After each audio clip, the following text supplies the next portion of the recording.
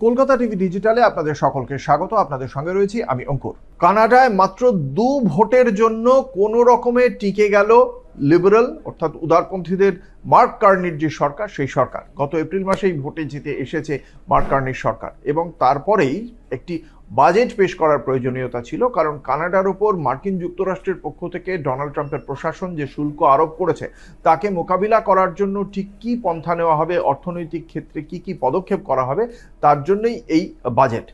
যে বাজেটের প্রেক্ষিতে যদি এই ভোটে না জিততে পারতেন মার্ক কার্নি, তাহলে কিন্তু সামনের বছরেই তাকে আবারও নির্বাচনের সম্মুখীন হতে হতো। এবং সেখানেই হাউস অফ কমন্সে এই ভোট ছিল গত সোমবার দিন। সেই ভোটে মুষ্টিমেয় কিছু বিরোধী তারা ভোটদানে বিরত থাকেন এবং তার জোরেই 170টি ভোট পড়ে মার্ক কার্নির বাজেট প্রস্তাবের পক্ষে, অন্যদিকে বিরুদ্ধে ভোট পড়ে 168টি। মার্কিন যে শুল্ক আরোপ হয়েছে সেই শুল্ক আরোপের প্রেক্ষিতে মার্ক কার্নির যে বক্তব্য, যে এক্ষেত্রে অনেক বেশি, দ্বিগুণেরও বেশি ভর্তুকি বাজেট পেশ করেছেন মার্ক কার্নি। এতে বিরোধীদের বক্তব্য ছিল কানাডার যে অর্থনীতি তা বিপুল চাপের মুখে পড়বে, সমস্যা বাড়বে।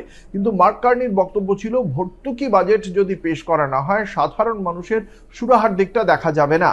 এবং সেই জায়গা থেকে এই বাজেট পেশ করেছিলেন তিনি। তারপর খুব দেশ জুড়ে এই পরিস্থিতিতে অশান্তিও তৈরি হয়েছিল, বেশ কিছু অস্থিরতা তৈরি হয়েছিল।